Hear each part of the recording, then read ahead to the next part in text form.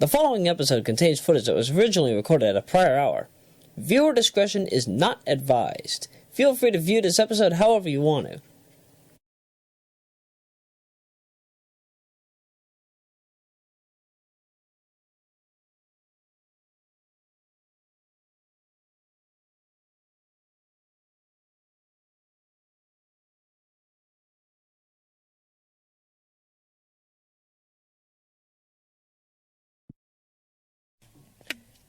Woo!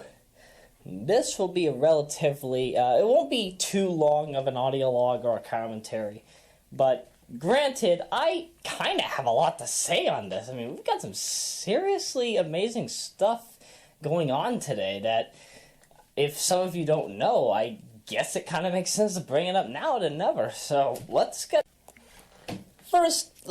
things out of the way. Let's get the entertainment into, how might I say, the spotlight.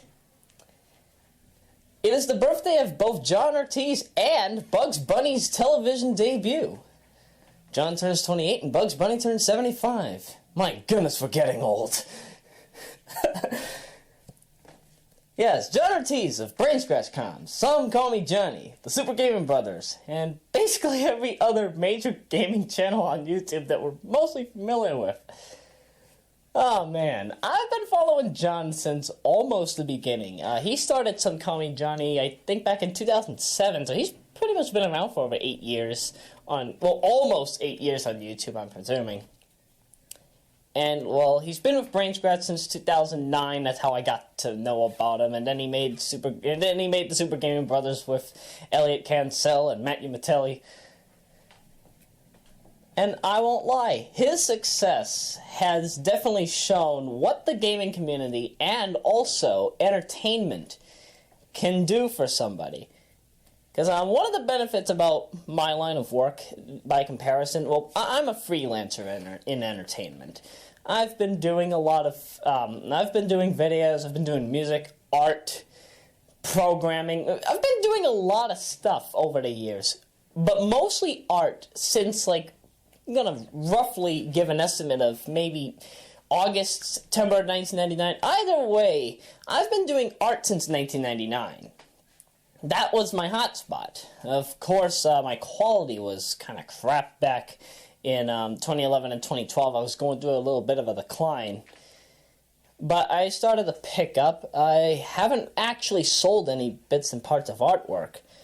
But in modern day, people are actually enjoying what I've delivered, and, well, not a lot of my stuff could ever be compared to John's by any means, but, you know, he does animations full-time, and he's also been doing the same thing that I've been doing, freelance entertainment.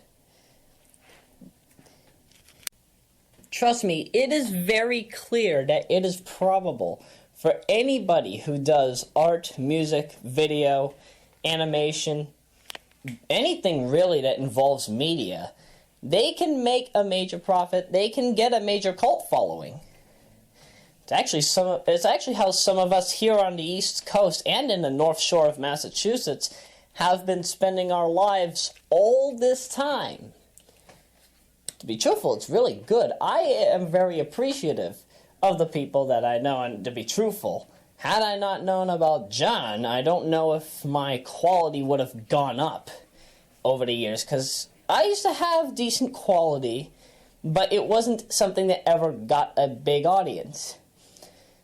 When I looked at John and how his concepts and scripts and everything ended up bringing in a big audience that astoundingly just excelled. Because some of his material has gotten millions of views. Just one video can have, let's say, 2 to 50 million on average. Let's put it that way. That is what I call success. That truly is success. I don't know a lot of people that are able to say that they have been able to succeed because of what they do in their room or in their editing room full time.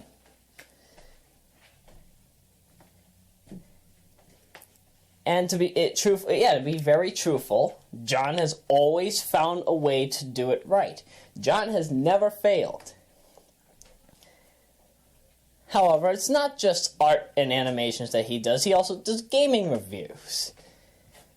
Sometimes John will dissect a game to and from, show every little piece of positive and negative of a game. Not a lot of people, especially in the reviewing world, do that.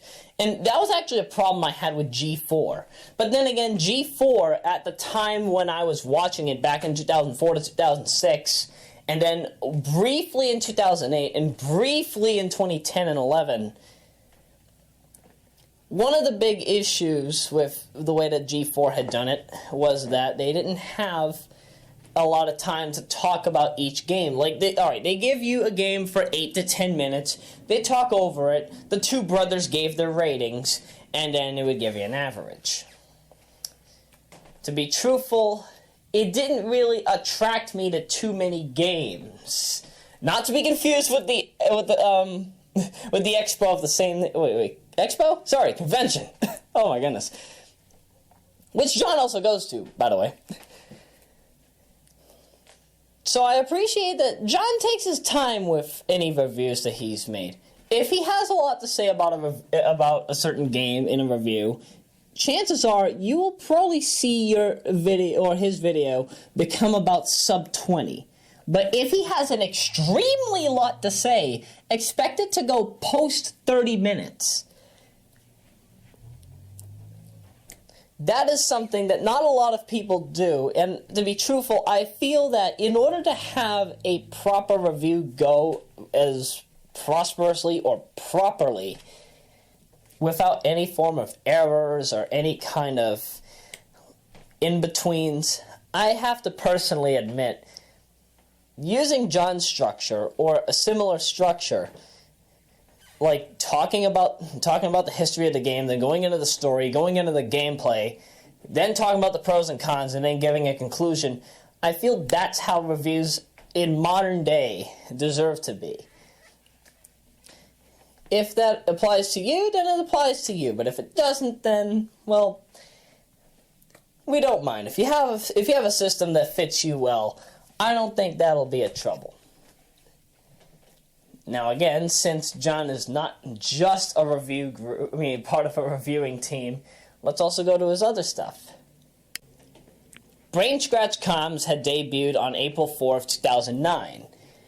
And I actually found out about them as early as their Super Mario Bros. Commentary, sometime between May and June of 2009. That means I'm a Generation 1 Brain Scratch viewer. I've been there since the beginning. Never been in the commentary, of course, but I've been there since the beginning. Had a whole bunch of artwork done up while my art quality was still kind of down in the dumps. But I've expressively enhanced myself since that time. But this isn't about me. This is about John and Brain Scratch. John's a part of the original three. Sorry. That's never supposed to happen in a commentary, especially an audio log about John. My apologies. So yeah, alongside John, you have Ryan Malice and Louis Medeiros of Nairman 214 and Solaris Paradox, respectively.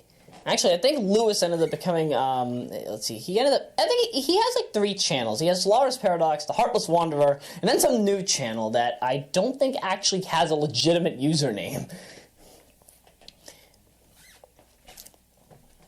But these 3, they thought it would just be fun to create a commentary channel, and, well, what do you know, I'm actually very surprised that they ended up actually becoming YouTube partners somewhere along the way, like halfway through their current phase of... Well, actually, they became partners literally almost near the late point of their Generation 2 phase. Generation 2 of Brain Scratch is from like 2010 to 2012 or 13, and everything post that, ever since they started using Roxy/Chicken Masks wallpaper, that's all Generation 3. But back to this. You know, John has barely, if ever, missed a single part. I think the only part... No. He's technically in every part because he is mentioned somewhere, at least once. This does not include announcement videos, by the way. Yeah, at least in every single commentary, if he is not in the Skype call, he's been at least talked about. Which means that it shows his level of dedication to the team. Because Ryan's usually the one that has to hold the Skype call, so he has to be in every episode. John is usually there. And in every other scenario, if Lewis isn't there, then Ted is there. And if they can't show up, then they usually get Clement, Nathan, Donnie, Big Al, Amanda, Roxy, Hayden.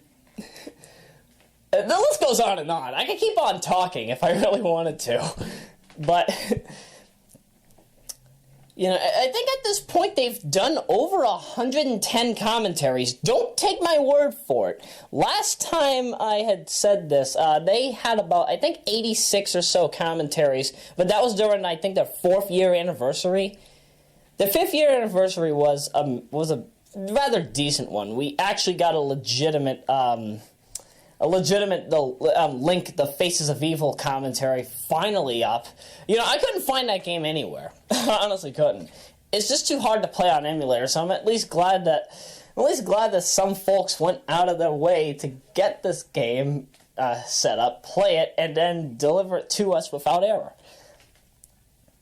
To be truthful, if I had to say anything about any of the commentaries that I've enjoyed the most, trust me, there is no bad commentary. If there's any bad commentary, it's because of Skype hiccups. And that's why many people complained about Mega Man 6 when that first came out on the channel. If they ever want to redo that, I would not be surprised, because it's a glitch fest, it's a lag fest. But it's not a bad commentary. The best commentary that they have, in my opinion, well, it would vary depending on the guest, because it can go in any way, shape, and form. To be truthful, I feel that, like, when it comes to just the original three, I'm going to go with the first commentary that they ever did, which is Super Mario Brothers. And that is debatably my best Brain Scratch Comms Generation 1 commentary of all time. If I had to say with specific guests, like with Nathan of Paranoia Sonic / PNSK / my co-host Nathan, I would have to say his debut on the channel, the Mega Man 7 and Rockman X3 commentaries. You slap those two together, boom. Boom, you already got a favorite. Second favorite, if I had to choose a second, I would probably have to go with Donkey Kong Country 3. He obliterated the heck out of the game. That, and he was able to provide a decent amount of information. Very straightforward and very informative. That's how I enjoy his works. If I had to say, well, Elliot's only been in, I think, one commentary, Scott Pilgrim vs. the World. I'm kind of a half and half with that commentary because I don't fully remember everything from it, because I think I only remember half of it, but I watched the whole thing. It was worth it. It allowed me to get to know Elliot, but to be truthful, if I had to say, I truly do enjoy his works more in SGB by comparison. If only because he's a bit more freer to talk on that channel compared to BSC. With Matt, hands down, The Legend of Zelda. Donkey Kong Country 2 would be a second, but hands down, The Legend of Zelda. Oh my goodness, that one episode involving Linkin Park. It's a Linkin Park song waiting to happen. I made 2 sample mixes out of that. I actually need to go back to those, by the way. Oh my goodness. Can we get that up for just a split second?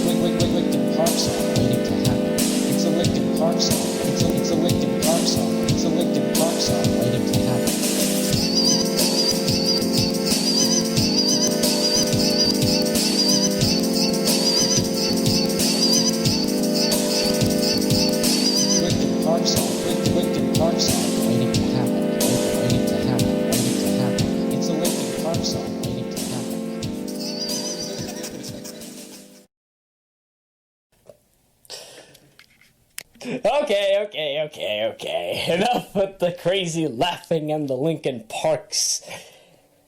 Oh, jeez. You do not know how... I must have been on something when I made that. Mind you, I don't drink and I don't do drugs. Also, they do not promote the endorsement of drugs or alcohol, which is why I'm very glad that I've been watching them all this time. Well, give or take the few drunk plays that they do on SGB, but that doesn't count here.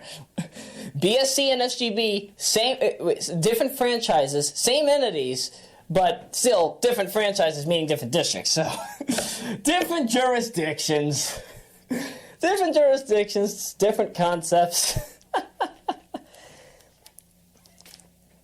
Let's see. Then we have Amanda Bonanza, or Sonic Shadow Fan 15?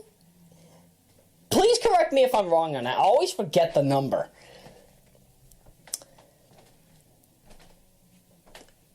Debatably, if I had to say the favorite Brain Scratch commentary that has her, it's a bout between Shadow the Hedgehog and Super Mario Sunshine, or Super Mario Sunshine and Shadow the Hedgehog. It can go either way. To be truthful, though, I feel that I would probably sway more to Super Mario Sunshine.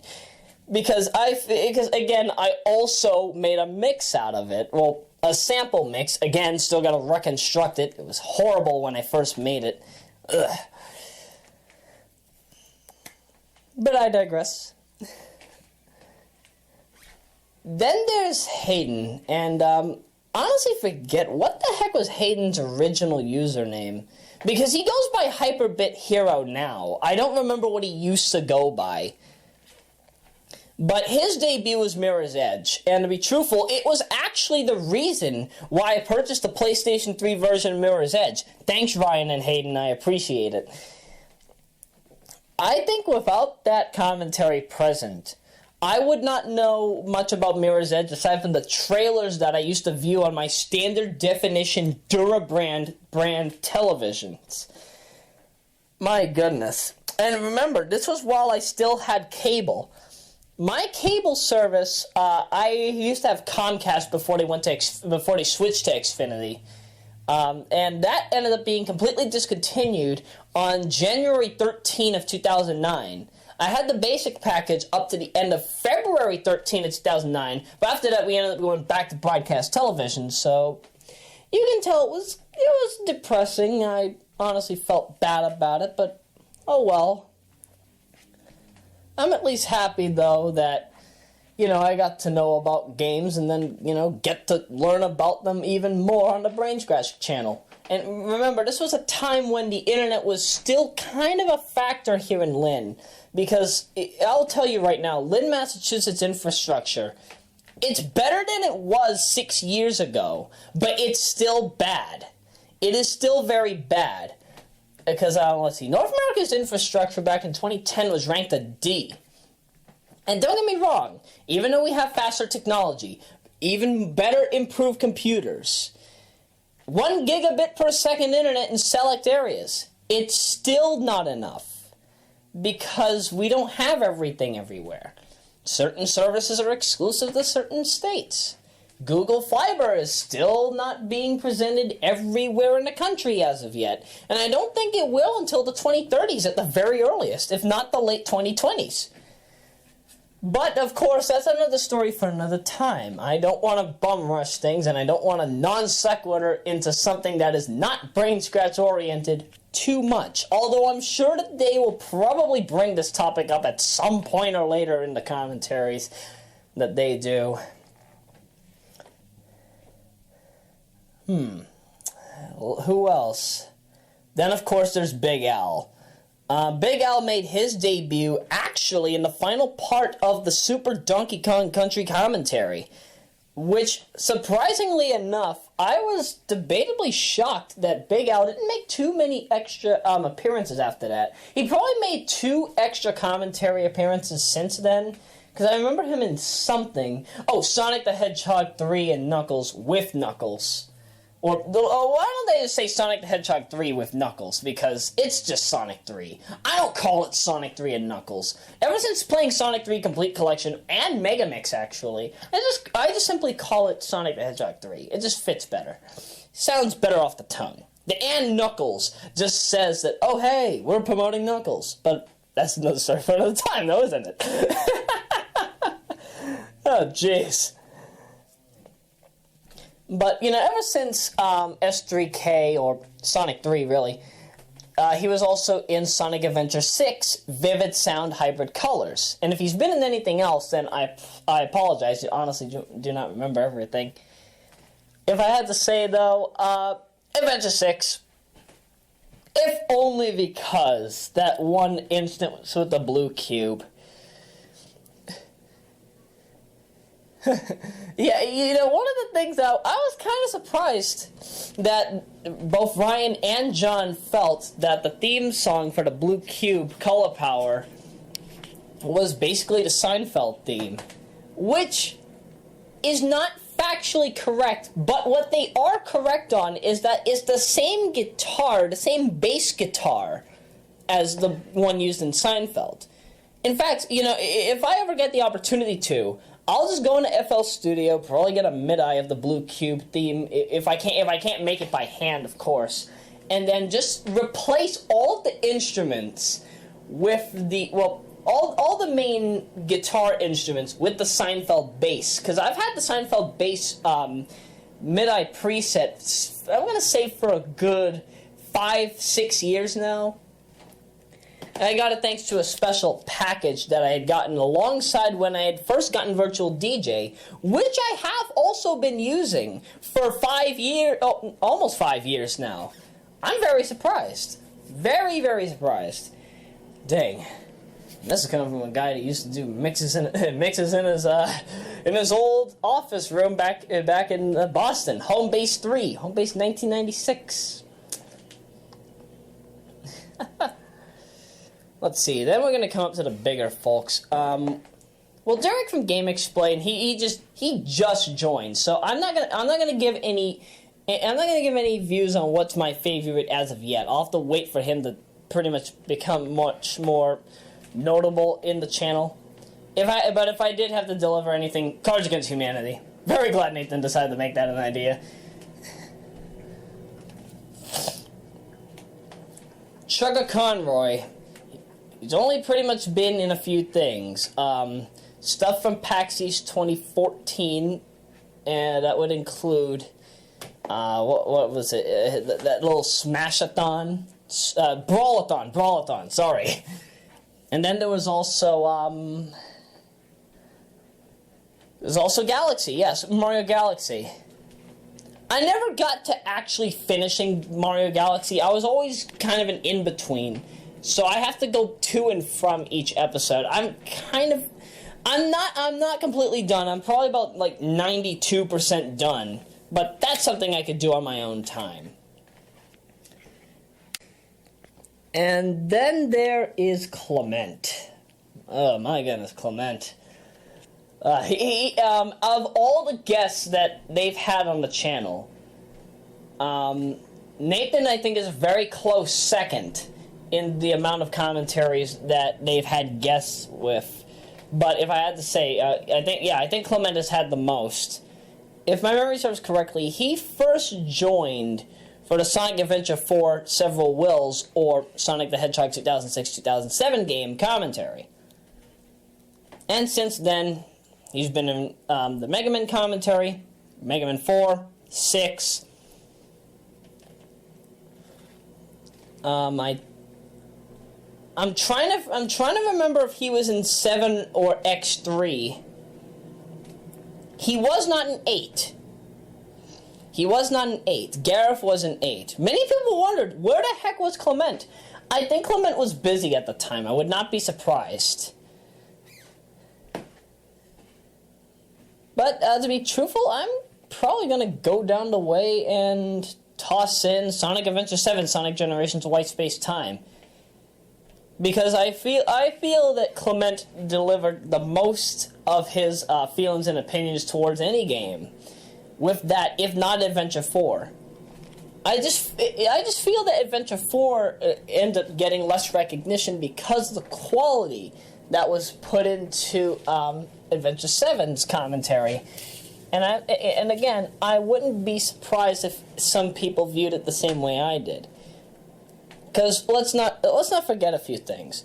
When it comes to the Adventure 7 commentary, Clement is, I'm going to say, maybe a year and change older. He and John have been duking it out online, trying to make sure that City Escape Classic is theirs for the keeping. And to be truthful, I'm not surprised that my views on on my favorite commentary of Clement on Brain Scratch is Adventure 7 when compared to Adventure 4, because I feel that Clement put more into Adventure 7 than Adventure 4 by comparison. Which, his review, his 6-part review on his channel, Clement's Corner, or Clement J64 Part 2, to be truthful, I feel it is kind of bittersweet. There are a few things that could have been improved. I feel that he could have added some extra footage. But again, it's simply a review. If he wanted to reconstruct it, then he could do so on his own time. Nothing against that. I'm completely okay with it. I don't mind.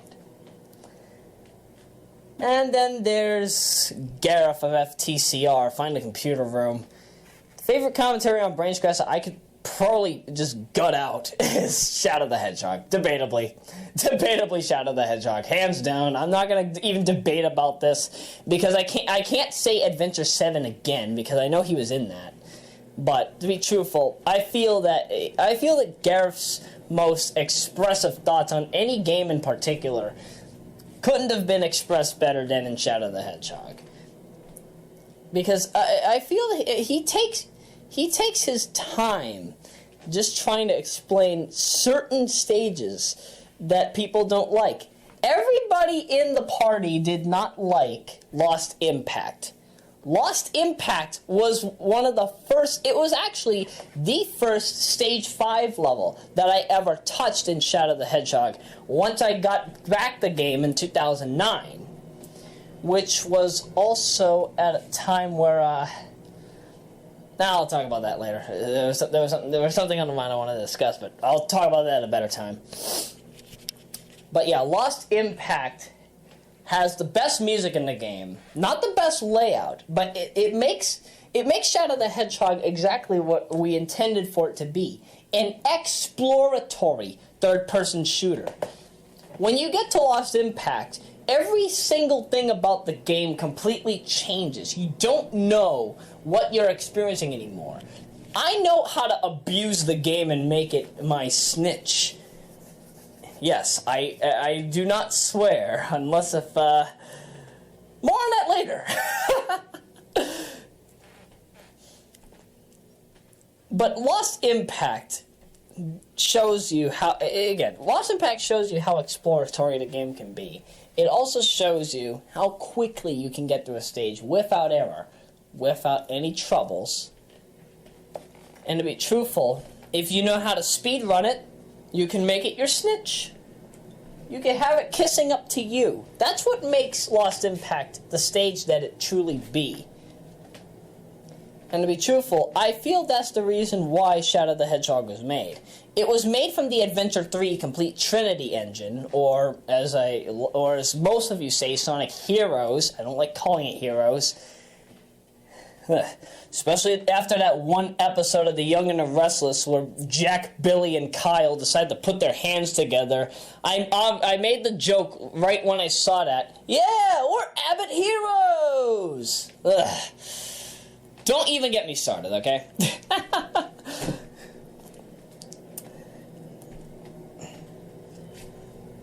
But yeah, Gareth definitely showed what the quality of Shadow the Hedgehog truly could be from its exploration, and even though you could take up a lot of time doing so, you know, I've been able to find some beta elements here and there that have been mentioned on Retro once in a while, especially in the Xbox version. My goodness. But if any of you didn't like the way that some of the information was provided in that, then I shall quote I shall quote Gareth with my censored swearing, ducked a lot of you. Oh, jeez. Then there's Donnie, Sonic Sega fan 1991. Also of TSSC News, if my memory serves correctly, and Sonic Paradox. Now, Donnie and I have been rather distant, but we're good friends regardless. I feel that, to be truthful, out of all the folks that I've probably known from SP, well, any that I've actually interacted with, I feel that Donnie actually is right next to Nathan, is the most informative. He hands down will deliver any information that is necessary to understand and know about any kind of factor. Very liberal in nature, very kind, very caring, and apparently is very good in games that use the GEMS driver. Excellent work on Spinball and Dr. Robotnik's Mean Bean Machine, by the way. I won't lie, though. I'm actually kind of surprised that... Well, my favorite commentary with him right now is Spinball. Spinball on FTCR and Spinball on BSC. But if I had to say, when compared to anything else, I feel that the Spinball run could be improved. But then again, I think like the new tool-assisted speed run of Sonic Spinball, assuming you're going for any percent, if you're going for 100%, aka getting all the multi-ball stages, you would be taking about 11 minutes. It's about 7 minutes and 28 seconds or something around that for the any percent run. I do a 100% run of Spinball in my recordings, which I have yet to upload to here. I'll upload those once I start dealing with the Master System Sonic games, whenever the duck that be. Again, I still need to get a new computer before I even bother doing any new commentaries.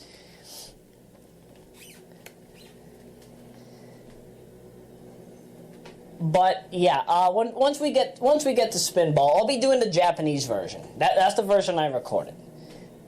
At first, I thought that the PAL version was kind of surprising that he would bring up, because the PAL version barely, if ever, gets any kind of recognition, especially for that extended opening track, which I'm very surprised that the European developers had put in. What they basically did was, they took the original they took the modern opening. When I say original, I would have meant the beta opening, my apologies. They took the NTSCU version of the opening and they basically slapped on the Game Over track next to it, which I feel is how that was originally supposed to go, but that was done because primarily Dreams Come True originally had their music in Spinball's title screen and Game Over track, used without their permission, of course, which would have meant that Sega would have had to pay Dreams Come True in order to use those tracks. So, unfortunately, as a result of that, that's why you had the new music in the first place, and why some tracks were moved around here and there. It's not surprising to me. But I do feel bad that that's how some things had to come and go. So, who knows? I probably might show the differences between each track. Heck, you folks might already know that I've made a Spinball remix album, Sonic the Hedgehog Spinball Arcade. I'm actually reconstructing all the tracks at this current time using authentic DX7/YM21... Yamaha DX7 with YM2151 instruments, rather than the Shy-East DX7 incarnations of their instruments, which, mind you, they get the job done, but they're not perfect. I know some people probably would want better instruments, and that's what you'll be getting. But still, back to Donnie. Donnie's done a lot of stuff. He's done stuff in Brain Scratch. He's done stuff elsewhere in the Sonic community. I think he's also probably gotten a few drawings up here and there. If he has, I'll definitely make sure to take a look at them. He promoted in part my Sonic Hacking Contest Sonic Hacking Contest 12 done quick marathon, which it hasn't gotten it's gotten a fairly decent amount of views, given this channel's reputation, or at least structure. And he's also hosted, in some way, shape, and form, Sonic Hacking Contest 12. Now, Sonic Hacking Contest 13, I know he'll be coming back for it, assuming that they call him up. Well, actually, no. I know for a fact that he'll be coming to Sonic Hacking Contest 13, which is in conjunction with the Sega Homebrew Competition, and I'll talk about that when the time comes. I still have other work to do on that, by the way. And then, of course... Well, let's see. If I were just here talking about BSC, I'd be here forever. This commentary, I think, has already gotten to about 30 minutes and change, so I think I'll trail over to SGB. And John made the Super Gaming Brothers with his brothers Elliot and Mark, as well as Matt Umatelli, who they've been good friends with, I think, since junior or senior high. And they launched their channel in 2009, a little bit after BSC happened, I think. Maybe sometime in August. I have to double check the channel. I'm completely just walking around in my living room, so forgive me if it sounds as if I'm kind of a bit ignorant on certain topics here. I actually did not watch SGB from the beginning. I ended up watching them sometime into mid-2010 after finding out that SGB came to the light of day. Because it was rarely, if ever, discussed, even though John did mention it at the very beginning. But then again, that was while SGB was still a part of Some Call Me Johnny, rather than its own separate channel, Super Gaming Brothers Likes to Play, or simply SGB Likes to Play. And they do mostly live commentaries. RPGs, not including Final Fantasy VII. Well, actually, Final Fantasy VII's on the Some Call Me Johnny channel, actually. Now that I think of it. Same thing with Majora's Mask 3D. Excellent work on that. And also Mother 2.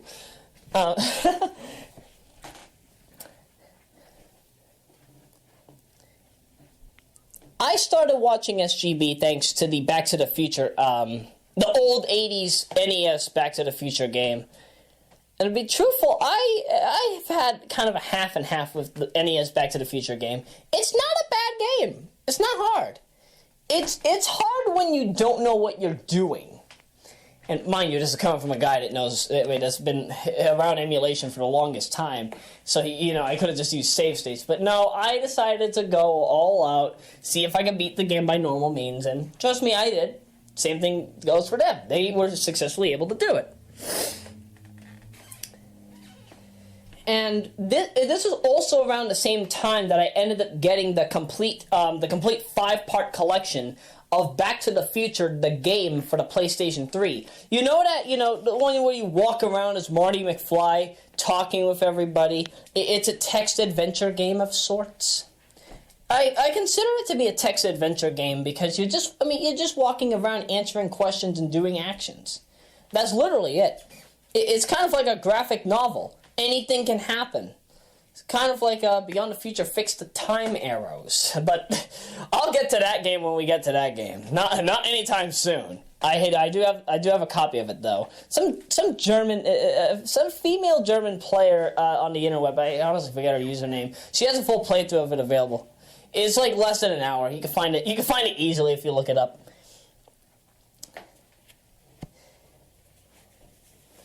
But to be truthful, I feel that because John is good with both post-commentary, post-commentary and live play commentary, I feel that his success is in a fair balance. He's an all-around in the team. He can do anything that the others can't, or just a field that they don't apply to them.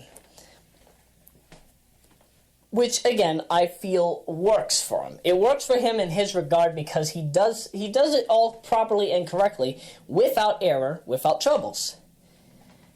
And I feel that is how a commentary channel deserves to go. There aren't a lot of people that ever do that.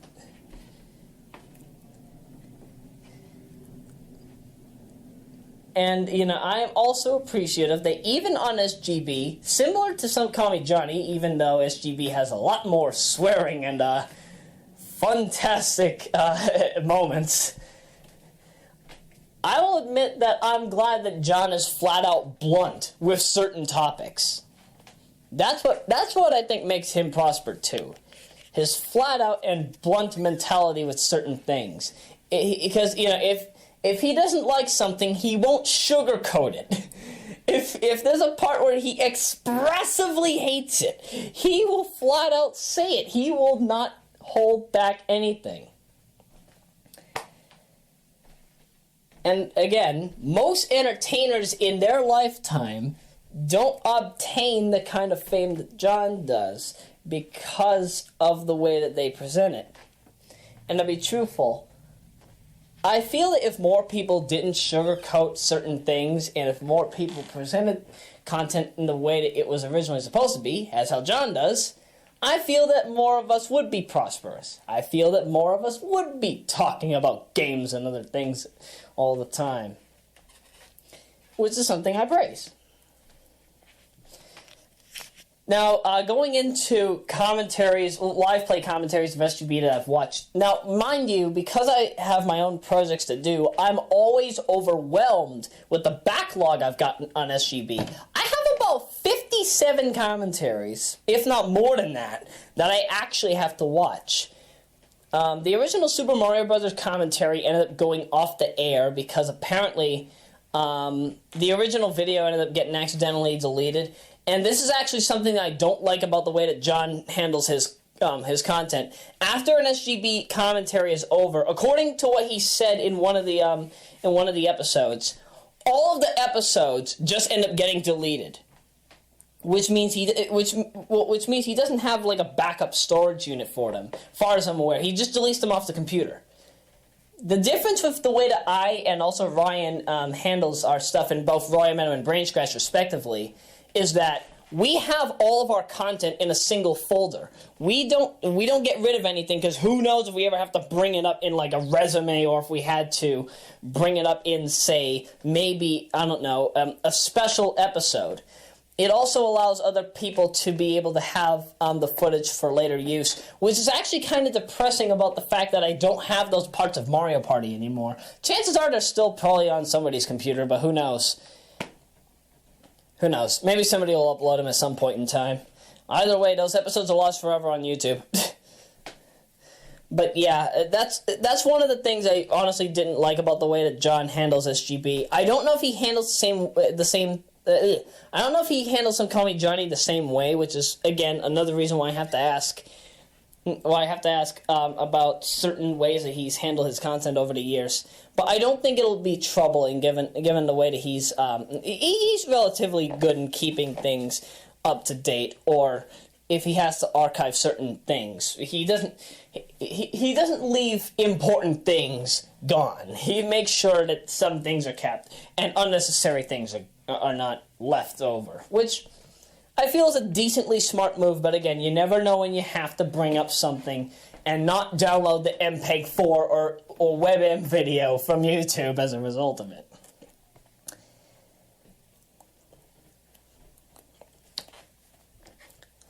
But again, back to the commentaries I've watched on SGB. I've watched the fairly notable ones. I've watched Back to the Future. I've watched A Nightmare on Elm Street, Sonic Adventure 3 Complete Trinity, Kingdom Hearts, and Kingdom Hearts Rechain of Memories. Well, I actually have not done Rechain of Memories. I need to watch Kingdom Hearts 2 as well.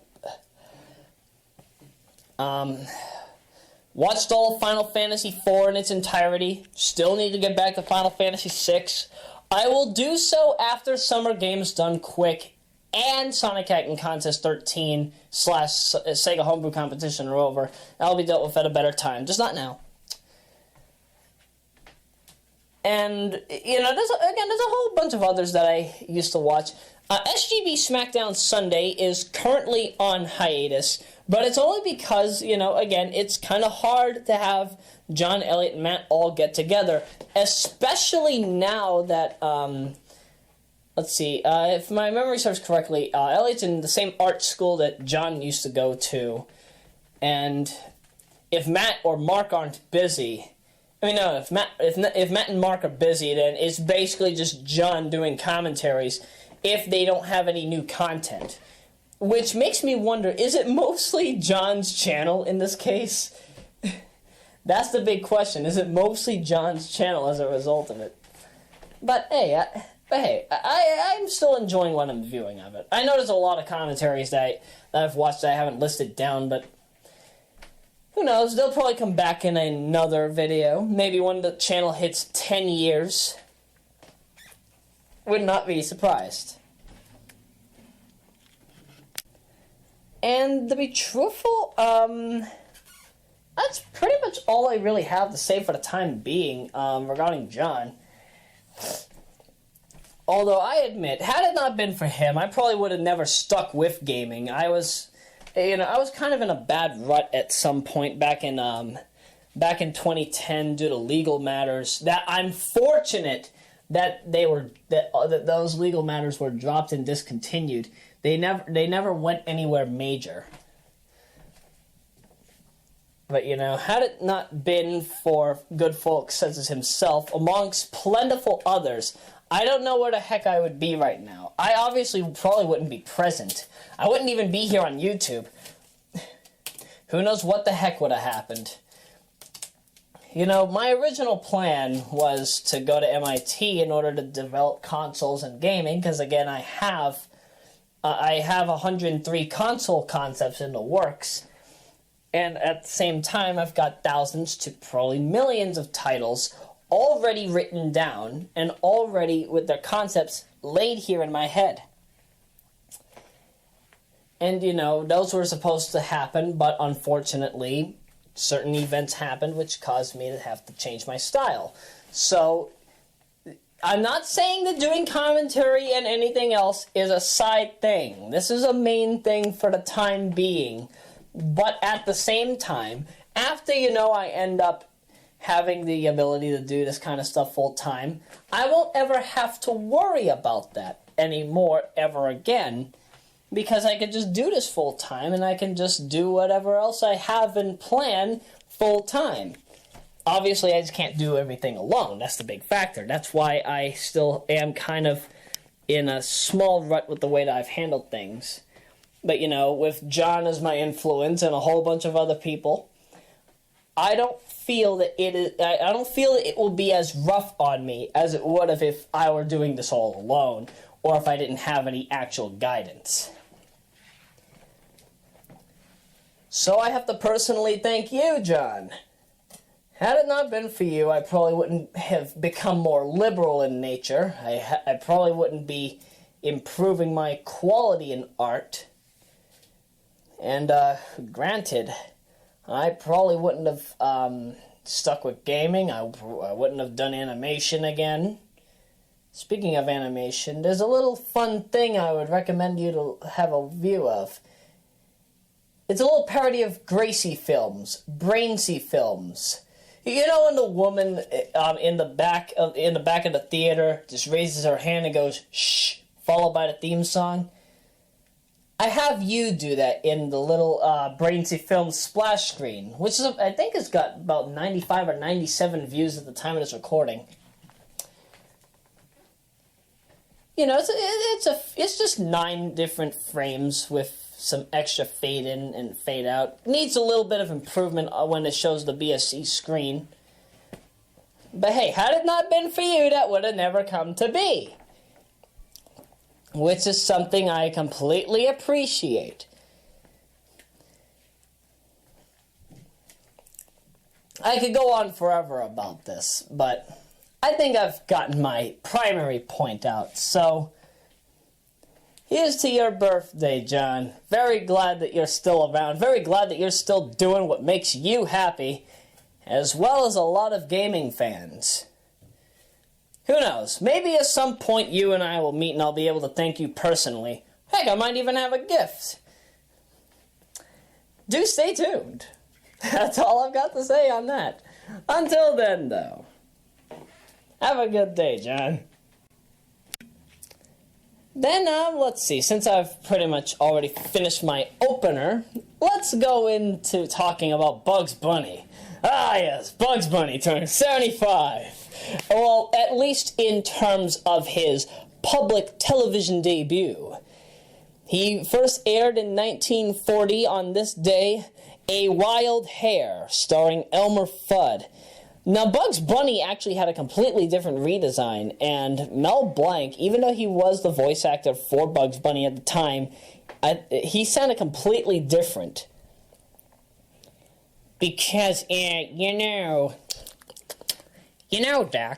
I don't think it's really that easy to... I can't do Bugs Bunny, I'm sorry.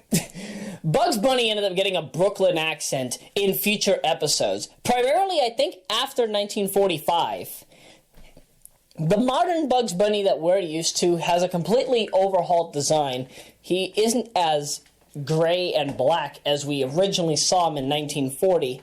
And to be truthful, I feel it fits Bugs Bunny's design very well. What I'm kind of surprised about is that there's no episode in the Bugs Bunny franchise that brings back classic Bugs Bunny to meet modern Bugs Bunny. You know how, like in Treehouse of Horror 25 and The Simpsons, how they brought back the classic Simpsons shorts from the Tracy Ullman show, Simpsons, to meet the modern ones?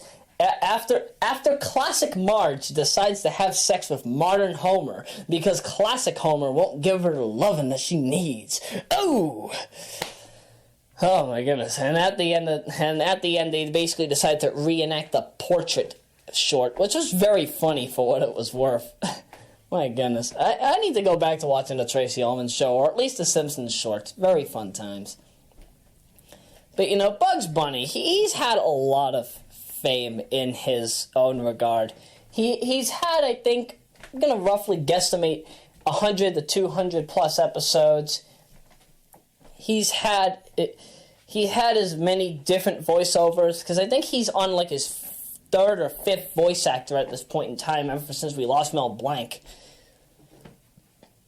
And he's had a few feature films and video games.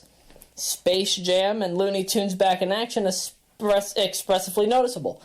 By the way, speaking about Space Jam, which originally starred Michael Jordan, Wayne Knight, Bugs Bunny, and a whole bunch of others,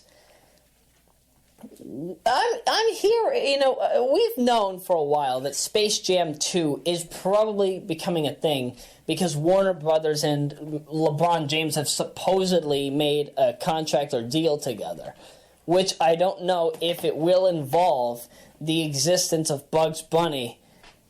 I mean, not Bugs Bunny. The existence of a Space Jam 2. Of course Space Jam 2 has to have Bugs Bunny, because it's what made the original Space Jam what it was. The only question that I have, however, is, do you think that we'll probably have everybody back? Because, I don't know if we'll have Wayne Knight again or Michael Jordan. I would like for Shaq to be in there, because you can't have a basketball film without Shaq.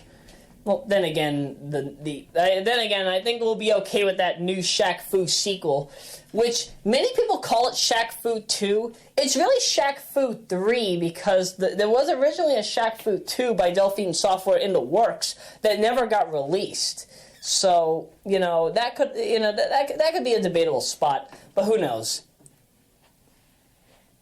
Who knows? Maybe that might be a Shaq Fu with a different canon.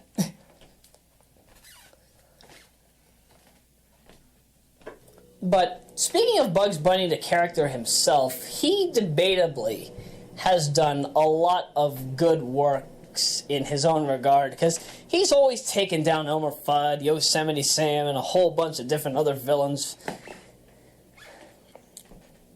He always finds a way to take down the villains without any form of error. Because, he'll disguise himself. He'll do some ridiculous tactics that even Roadrunner probably wouldn't do. He's even disguised himself as a girl on plentiful occasions. And also, as a result of that, we ended up having 2 female bunnies. We had Lola Bunny from Space Jam, that was where she made her debut, and then she ended up becoming a part of Looney Tunes Kids, which I don't know if Looney Tunes Kids is canon or not. Somebody will have to explain that to me.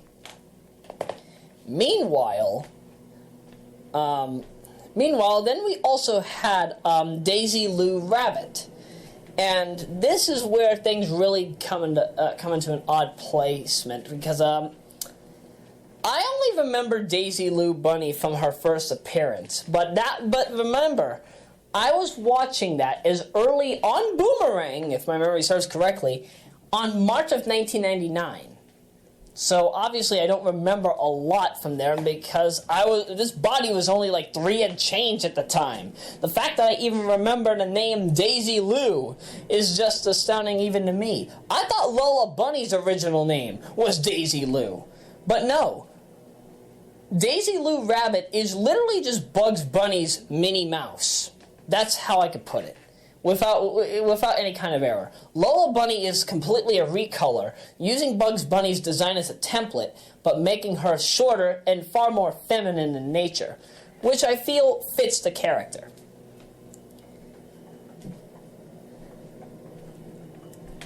To be truthful, however, because Bugs Bunny is a part of a major franchise, 2 major franchises, Merry Melodies and Looney Tunes, I don't really have too much to say about the character alone, because if I was talking about Bugs Bunny alone, then that would mean I'd have to talk about every single little thing probable about him, which, again, I can't say that for sure because I don't have every single episode in memory. I have stuff from some of the Looney Tunes collections. I don't have the Golden Collection. The Golden Collection seemed fun. But to be truthful, I feel that there were a lot of missed opportunities with the Bugs Bunny episodes because, his rivalry with Daffy Duck is the most obvious one. However, I feel that, there weren't a lot of crossovers with the LePews, with him and Roadrunner, or him taking out Sylvester. I'm surprised that there weren't a lot of other scenarios where Bugs Bunny either helped out or took down a different character that was never shown in a prior episode. I think it's only because of the way that Warner Brothers wanted to handle their most beloved character since the 40s. But I don't feel it was done badly. I don't feel it was done improperly. It was done correctly for what it was worth. It was a decent balance, and I don't mind it. I'm very glad about the way it was handled. I just feel that it could have been improved. There's a lot more that could have been done. And to be truthful, I feel that as we go into the modern era of Merry Melodies and Looney Tunes, I feel that there will come a time where all the Warner Brothers characters, Bugs Bunny especially included, will end up having their opportunity to be in the spotlight, in a much better spotlight at that, in which they can basically have anything go. Like, come on. Who would want to have a film or a video game in which you have every single Looney Tunes and Merry Melodies character duke it out with every single Looney Tunes and Merry Melodies character? Heck, I would endorse that if I had the ability to work on such a project with Warner Brothers Games or any other gaming company that has that in mind. That would just be a temporary thing, but hey, it would be fun. It'd be fun to reconstruct the old characters, and hey, maybe even have skins of the original characters. Kind of like what they did with Streets of Rage Remake. You could play as any of the classic characters if you truly wanted to. Fun times.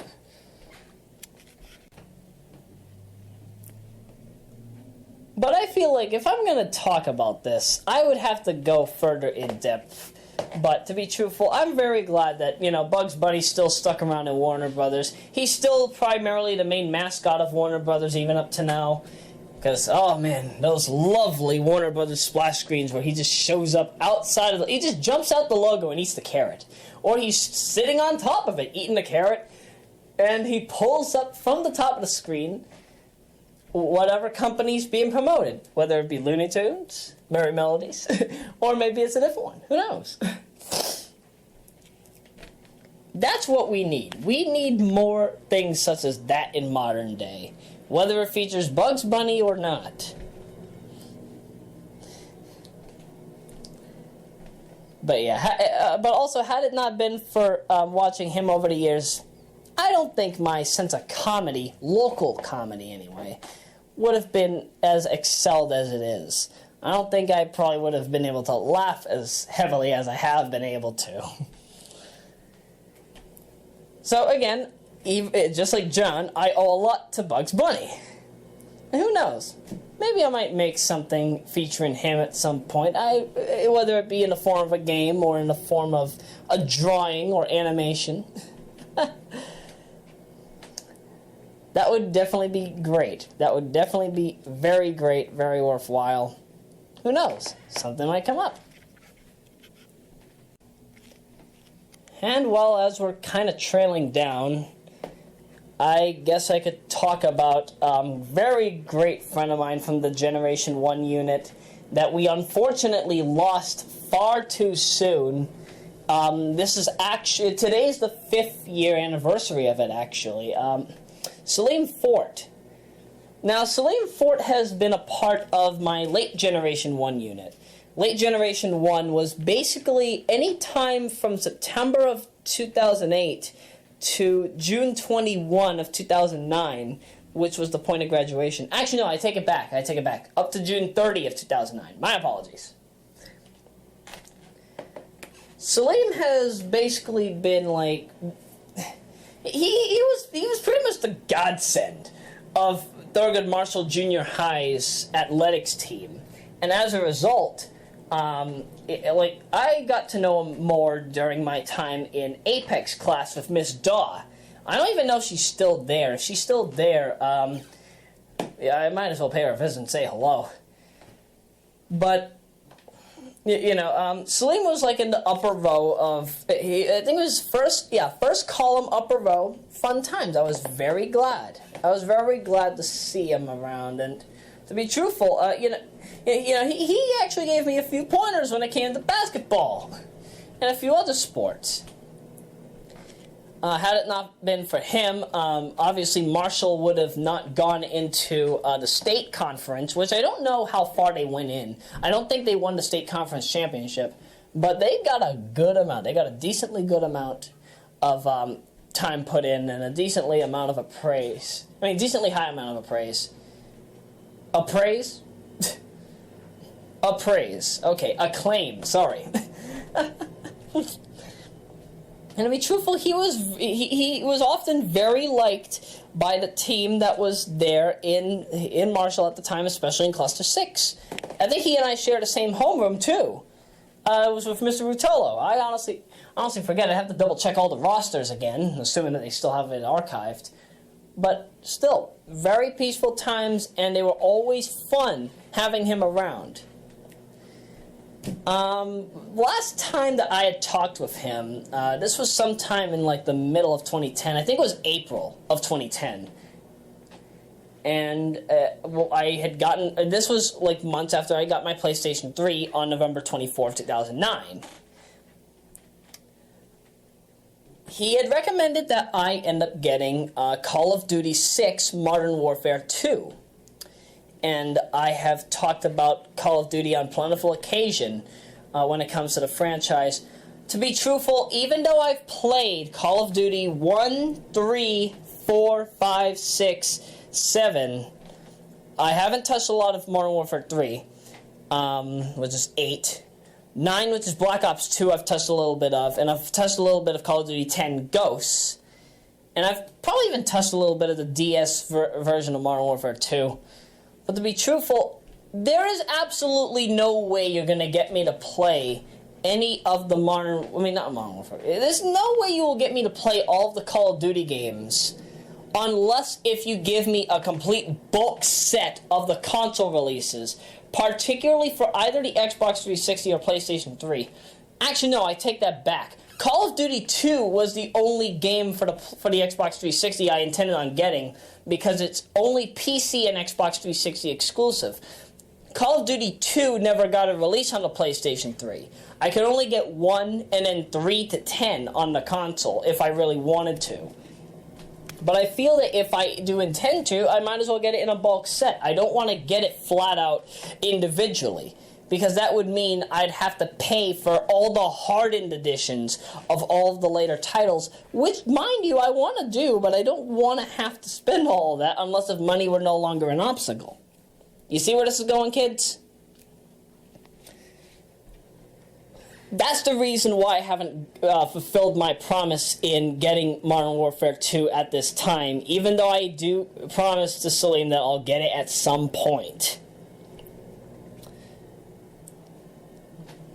Now, going here and there, now, Salim, during my time in grade 9, even though he was an athletics/variety member in Royameadow and Company at the time for Generation 1, when we came to Generation 2, he ended up becoming a part of the swim team in Classical. And as far as I'm aware, he actually, I think he did rather decent. I'd have to check his records in the MIAA just to be completely sure. But, then there ended up coming a time where he and a whole bunch of folks around, I'm probably going to guesstimate, sometime around like 7:03 in the PM, he and a whole bunch of folks decided to go over to Breed's Pond, which is also a place where that's our primary water source here in Lynn, at least for the West Lynn side, if my memory serves correctly. If my memory serves correctly, is a dam. And it's actually a rather deadly location because it's all fresh water. What ended up happening, and this is also what happened to me back in July of 2007, hence why I drowned the second time. I drowned also back in 2005, but hey, I came back. I'm still talking. But in the case of Salim, similar to me, he was in an area, you see, Breed's Pond is not salt water. You can't float unless if your buoyancy level is adaptable to the water, which means he was in fresh water. And fresh water obviously has worse density, which means that your buoyancy level is far lower. That's what happened to me in July of 2007 when I went to that camp in New Hampshire with International Family Church, and I got swept by an undertow. In the case of Salim, however, there was no undertow. Something pulled him down. He apparently went a little too far out, even though I presume that he was able to float, but kind of like me, he was probably unable to stay on top of the water for more than 8 to 30 seconds at worst. And, well, again, he went under. Nobody gave him CPR at the scene. What they did was they brought him to the hospital, where he was later put in a retirement somewhere around 8 and 8:30 in the PM, or 20 and 20:30 in the PM. And ever since, don't get me wrong, I've been upset about it. I can actually personally admit that I'm downright furious about it, actually, because this is not something that normally happens around here. Royameadow and Company rarely, if ever, has accidents with its own members, whether it be by their own personal choice or by our own means. And this was actually the legitimate first physical retirement that the group ever had, which is why I made it such of a big matter at the time that it happened. And to be truthful, I'm kind of glad that I kind of made it as big of a topic as it was when I first found out, because I was, don't get me wrong, Salim and I were pretty much great buddies at the time. Of course I would be very upset if something such as this happened. And the fact that I'm still upset about it, even almost 5 years after the time that it happened. I say almost 5 years because it's not officially 5 years. It's 12:54 at this point in the recording, by the way. 12:54 to PM.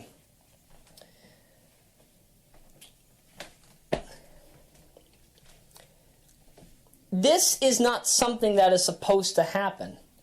Because, we're a variety group. All that we want to do is just promote entertainment, research on certain scientific matters, do journalism, promote what's going on in the city, whether it be good or bad. I could go on for days just talking about the 200 plus different topics that Royameadow and Company has done. And Salim has definitely fit at least a good 50 of those. Of everybody that I've known in Generation 1, Salim has definitely delivered his astoundingly great amount of contributions to Royameadow and Company's offline world, which we're much more popular in. We're not as popular online because I'm pretty much one of the only people promoting us. But he promoted me and a whole bunch of other people in the team for Generation 1 alone in our offline experience. And that's why I and everybody else are popular locally and somewhat of a statewide manner that compared to our online experience. And I owe him a lot for pretty much getting our names well known. Mind you, this was at also a time where Royameadow and Company was still not an official name, because Royameadow and Company ended up becoming an official name as late as 2010, although I already had the name unofficially registered in some kind of a list that I had as early as 1999 or 2000. But I was choosing between a whole bunch of different names. The Purple Table, because I remember the team was originally a group of 6 while I was still in Boston. And there was a whole bunch of other names I could have thought up at the time, but Royameadow and Company was really the only one that stuck, and the and Company is due to mergers that happened post-2011. But that's another story for another time.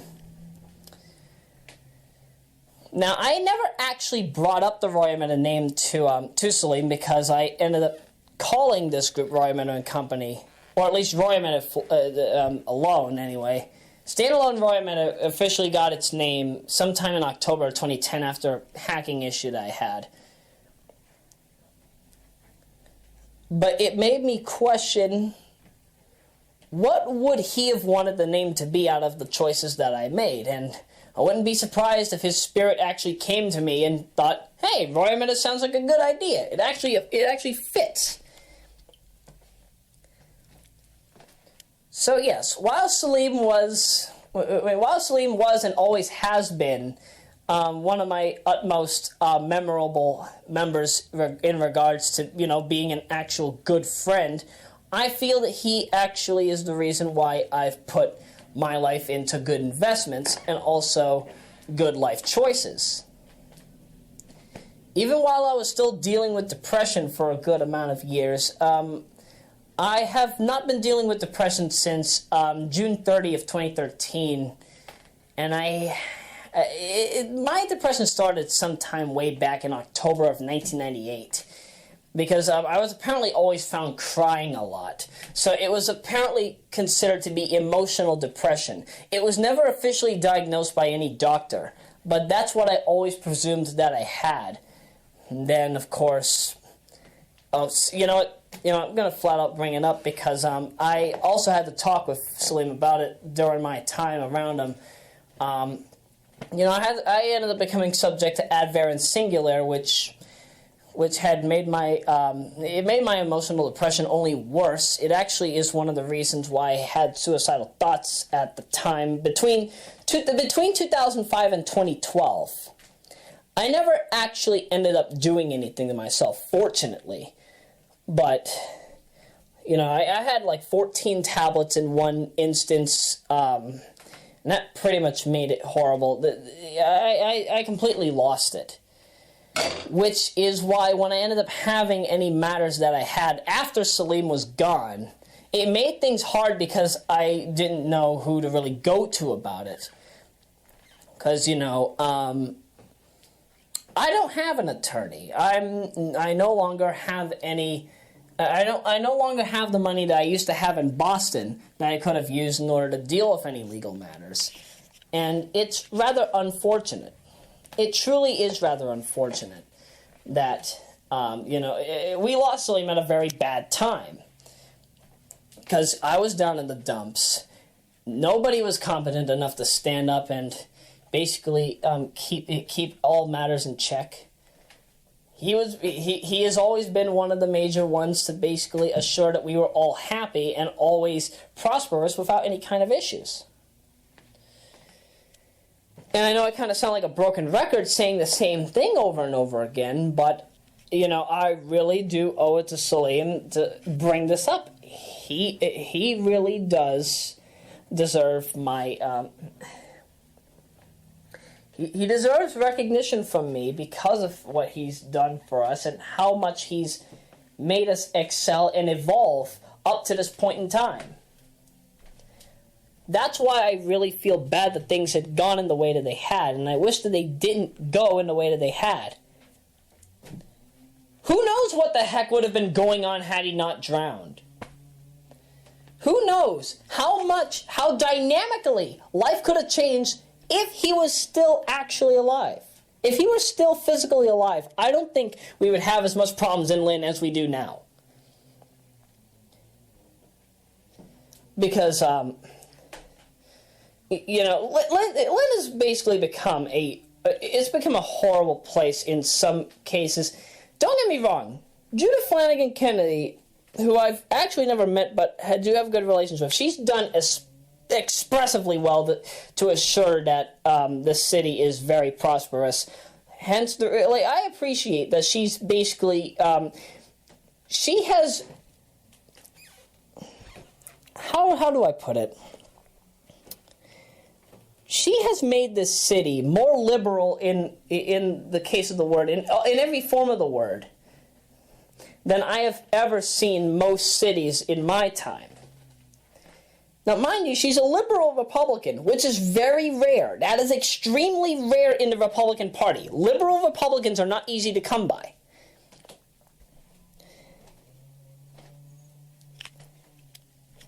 With both of us as Lynn Classical graduates, I can understand where the liberal sense of nature comes from, and to be truthful, I appreciate the liberal lifestyle, which is why, while I was still in Lynn English Senior High, I had to complain about their moderate to conservative nature, hence the reason why I always fought back against their administration.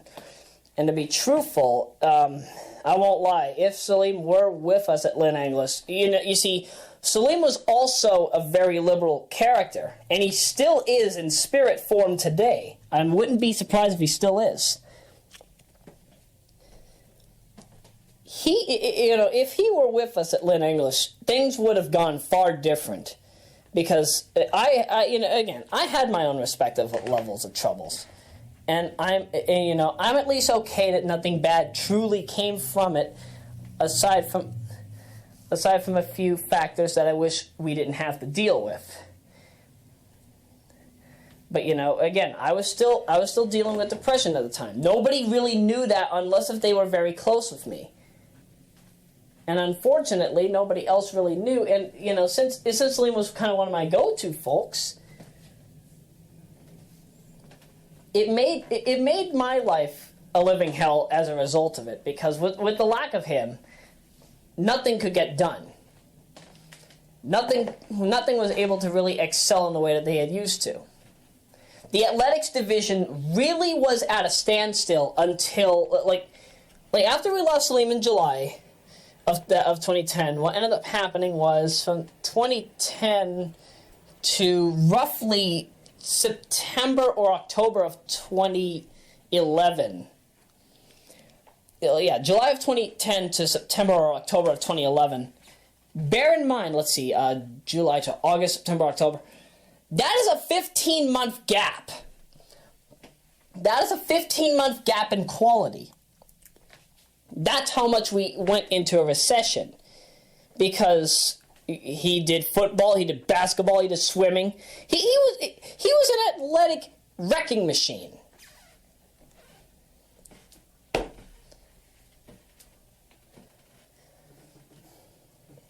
That really damaged the brace, or the pizzazz, or basically everything that helped define the city of Lynn and Royameadow late Generation 1 for what it was, and still is today.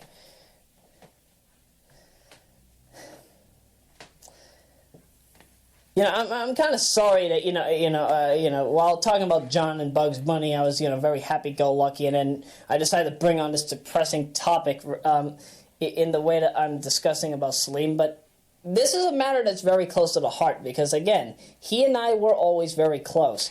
There were times where he would bail me out in the gym just because, I had some issues with the taller players. Although, don't get me wrong, I know now that those older and bigger players were just Dick Cheneying around. They were playing around.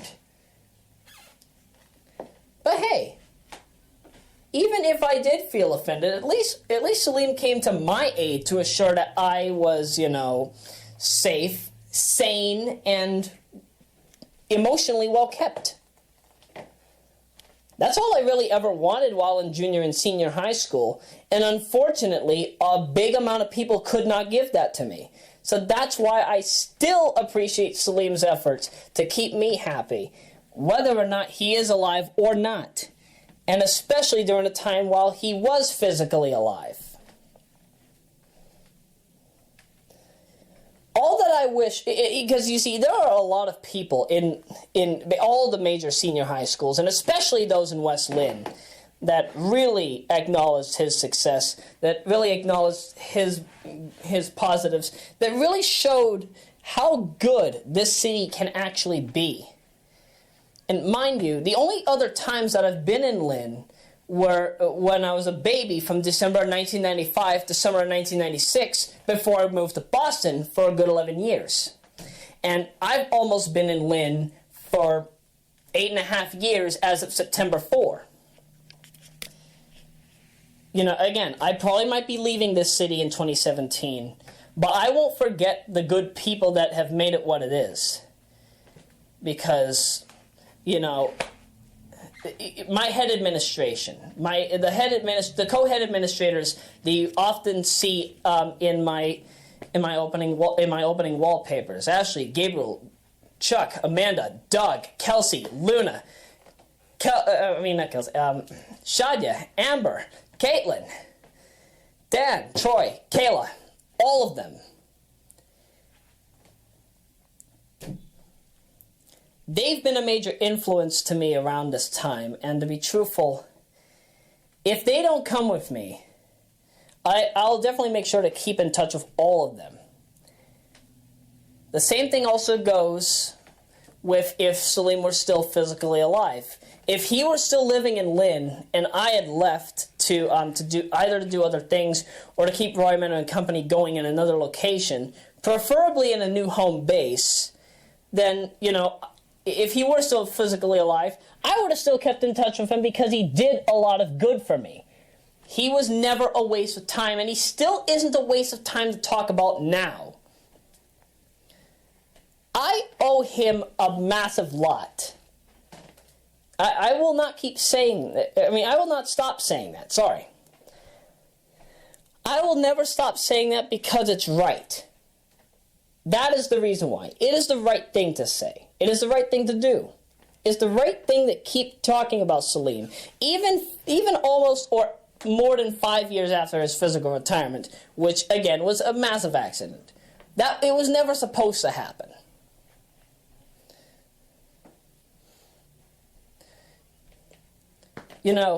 I'll tell you this right now. If I were able to deal with time, I would gladly go back and, save him from such a disaster. I would make sure that he never had to fall through that fresh water at Breeds Pond/Breeds Pond Dam.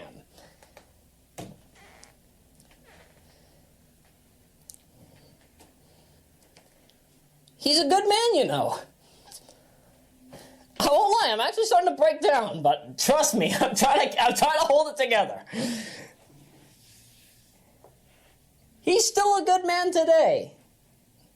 In my mind, in my heart, in your mind if you knew him, in your heart, your spirit, your life. Do not let him go unnoticed. Do not let his success when he was a teenager go unnoticed.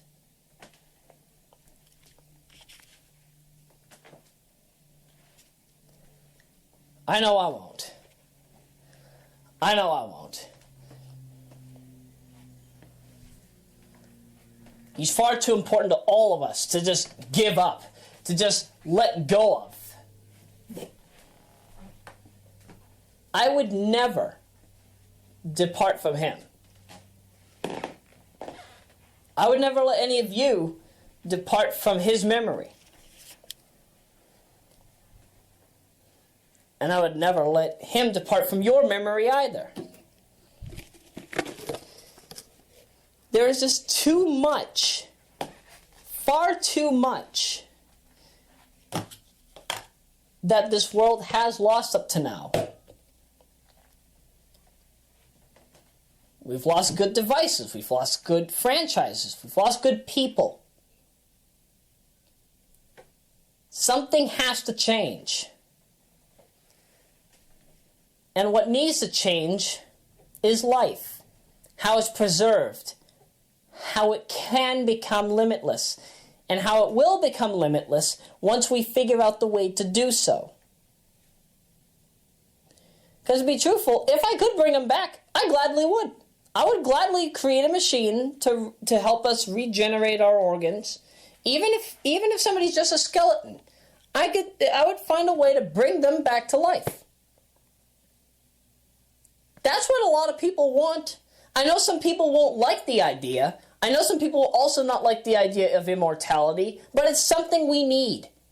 It's something we need in order to prosper, in order to live, in order to have everybody enjoy their lives without error, without any flaws. Even if it takes years, decades, centuries, millennia to get certain things done on this planet, in another planet, outside of our solar system, in another universe, in existence.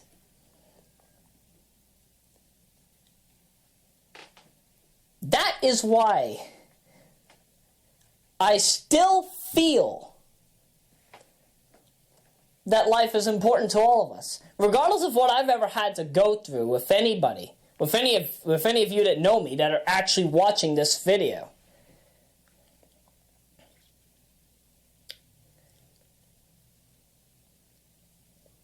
Salim is one of the reasons why I felt that revival is necessary, that regeneration is necessary, that immortality is necessary.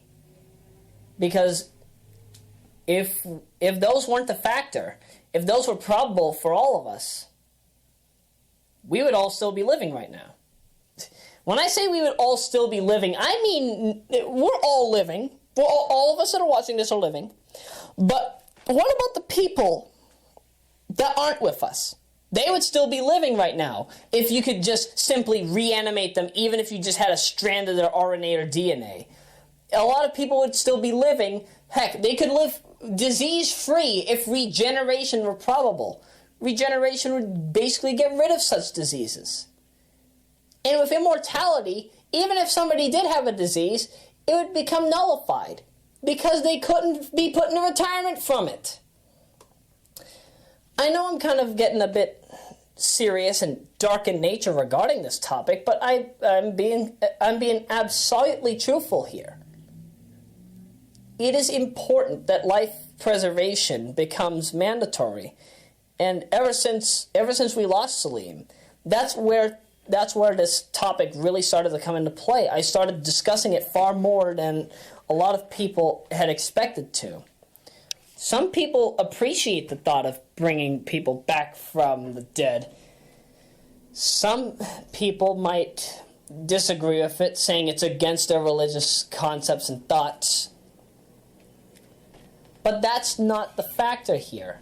The factor is that people deserve to live. Nobody deserves to be put in retirement unless they do something extremely bad, such as decimate one's life for no reason whatsoever. And even if there be a reason, it has to be a really damn good one. Or else you're hurting innocent people for nothing. Oh, dang it. Close the dishwasher. That's supposed to stay open.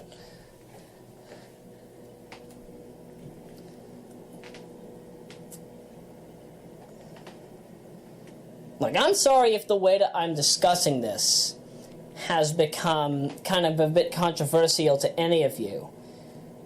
But I truly do feel that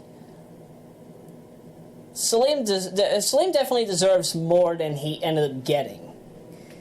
He deserves more praise than he has gotten in recent time. In fact, I rarely, if ever, hear anything about him now. That is how rare he has been notable in the community and the public as of lately. Wishfully, with this half-decade anniversary basically coming up, or having happened, assuming that I don't get this video out around the same time that we lost him, that, he still is talked about. That, we still enjoy the times, still remembering the good man that is Salim Fort.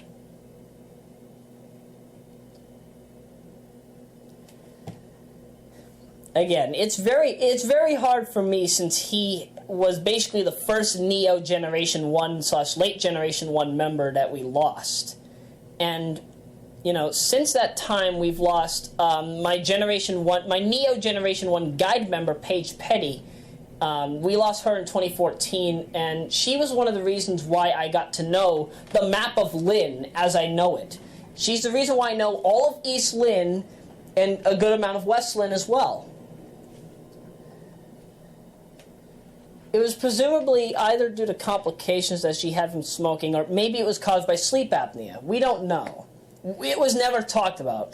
All we heard was that she was put in retirement in her sleep, which I'm assuming was either cardiac arrest, because I knew she had an issue with smoking, or it was from sleep apnea. But again, I can't tell you. I wasn't there. I wouldn't know what her health problems were in full. But she was always a good friend, just like Salim has always been. Any member of my team that we've lost, I always assure to make either a big post or a video such as this to remember them by. It shows I have a heart. It shows that I actually do pay attention to everybody that I know, and that I still appreciate them today, even if they're not around for us to interact with, physically anyway. Dang, I've been talking about this for over 33 minutes and change. This part of the topic alone is 33 minutes and change, but then again, I expected this to be, like a 90-minute audio log, so I was okay with it. And, just like I did with Satoru Iwata, it's time for the cup drinking salute.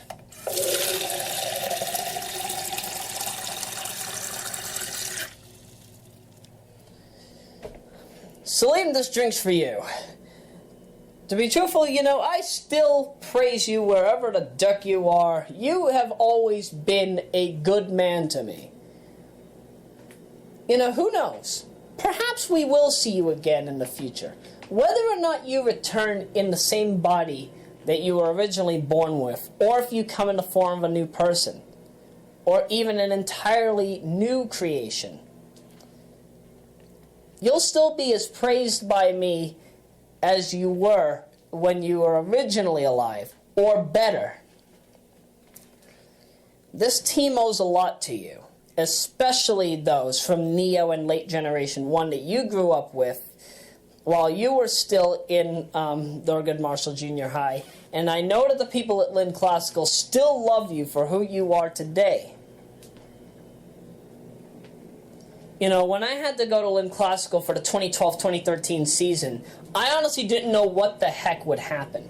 Barely anybody knew that I knew you. I barely ever talked about you because I didn't know how everybody had viewed you there, whether you were still praised or if you were kind of a neutral ground. But I always knew that you have always been a good person. That's why I never gave up on your existence, even after we lost you physically back on this day 5 years ago.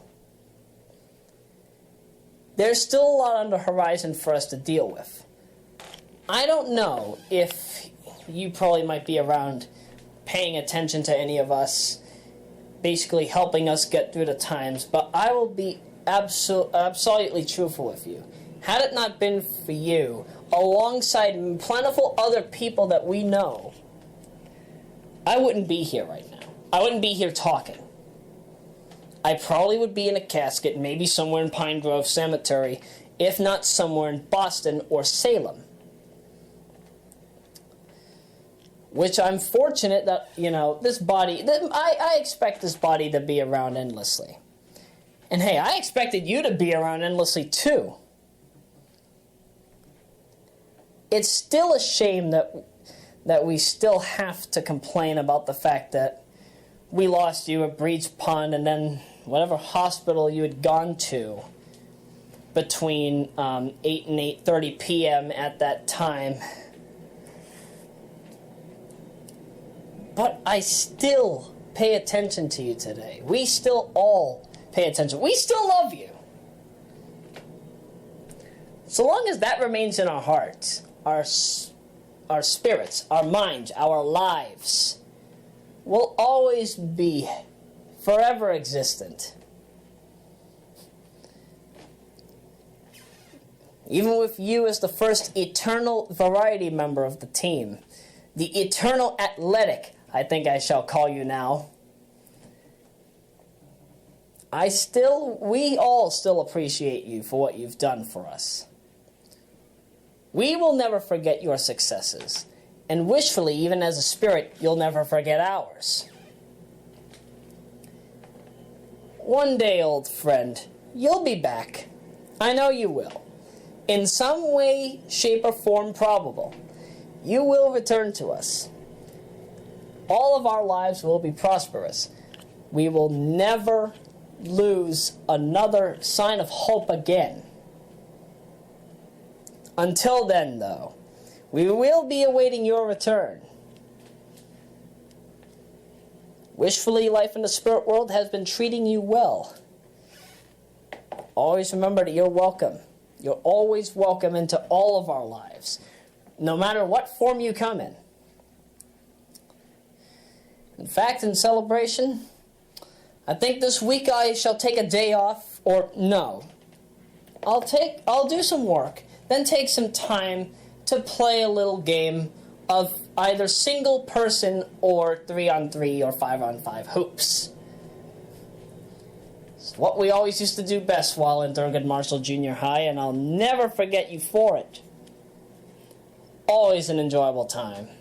Over 6 feet of some of the greatest athletic enjoyment that I've ever seen. Here's to you, Salim. That is some good water. So as for anything else, I think I'll just finish it up by saying, I've got a lot of stuff on the horizon that I still have to deal with. MIAA 2015 Volume 2's demo is already out on the NHL 94 forum right now if you want to take a download of it. Sonic Cat Contest 13 is coming this August, late August 24, I think. Sometime in the morning of August 24, like around 4 or 5 in the a.m., which I think is about 8 or 9 a.m. Britain Standard Time, because I think they launch in Britain, then they launch over here. They launch in the UK's morning. So I'll make sure to have MIAA 2015, at least Volume 2 and 3 done by then. If I can get Volume 4 done, then that'll be a godsend, and then I can get Volume 5 out in a timely manner. But again, I don't know how everything will go, so that'll be something to enjoy. If you want to watch Summer Games Done Quick right now, go to the Twitch channel, Games Done Quick. That will be going on for the entire week. There probably might also be a bonus stream, would not be surprised. And if there's anything else to pretty much talk about, that'll be talked about whenever the time comes. I will not discuss it now because I've got a lot of work to do, thus meaning that I've got a lot of matters that I've got to basically get appointed with to have done before the time comes.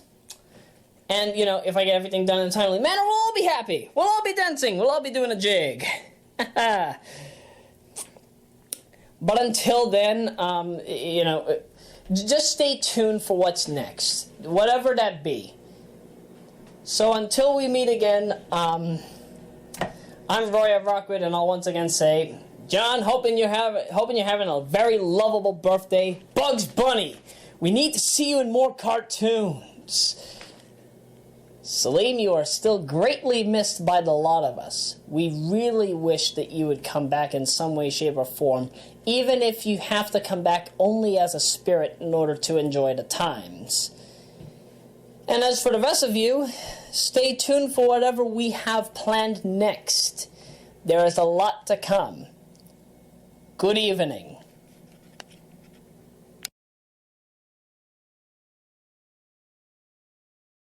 Hey everybody, post-editing Roya here. Thought I'd talk to you about a little bit of a detail that was at the end of the audio log. So I was talking about Sonic Hacking Contest 13 and the Sega Homebrew Competition, and as you know, I said it was from August 18th to the 24th. Apparently that's now inaccurate. It is completely irrelevant. Those dates have been changed.